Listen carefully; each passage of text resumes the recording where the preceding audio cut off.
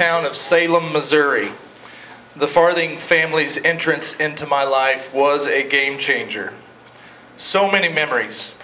I remember the pool table in their living room, the cookies and the Kool-Aid, the Thursday night Bible studies, Rod coming back from his volunteer gig as a DJ at the Southern Gospel station in town.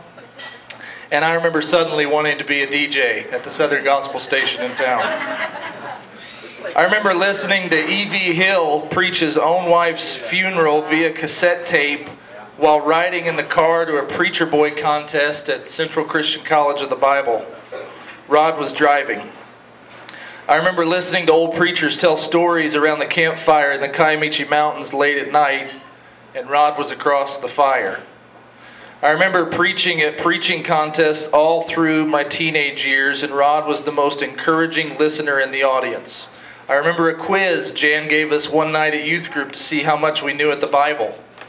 I remember doing much better on that quiz after our Bible studies than I did when we started.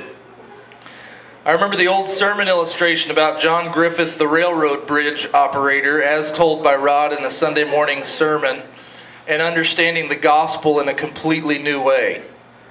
I remember a blue shirt, black shorts, and a backstage prayer, and Rod lowering me down into the water.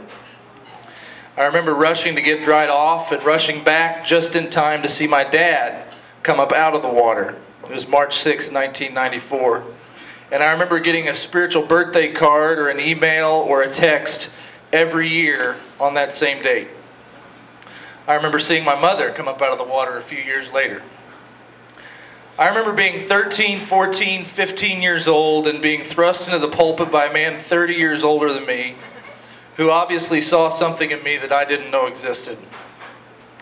I remember his then very young son, Ryan, baptizing a bunch of puppies at the Farthing house because he wanted to be like his dad. I wanted to be like his dad too. Rod Farthing has never been on a staff at a megachurch, but he has preached the gospel faithfully to hundreds of thousands of people for 40 plus years. He's never written a best-selling book, but he has etched truth into countless lives as if into stone over the course of his ministry. He never obtained his master's degree, but I'm sincere when I say he's one of the 2 or 3 smartest people I have ever met. Ladies and gentlemen, I could go on and on. Indeed, I already have. So allow me to finish by saying this. I would not be standing here. I would not be in ministry. I most definitely would not have attended SLCC. And I may very well not be walking with Jesus if it weren't for Rod and Jan Farthing. Rod, you were distinguished in my life long before anyone else said so. But I sure am happy for you and your beautiful family that the whole world is catching on.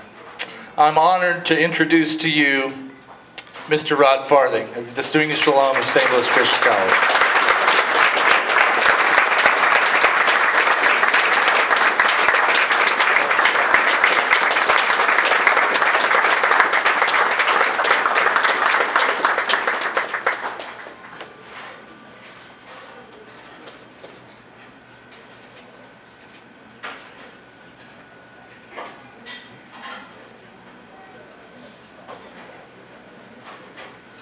Shelley and Rod, we are so thankful to call you alum, and we are so proud of the legacy that you are showing the current students right here at SLCC.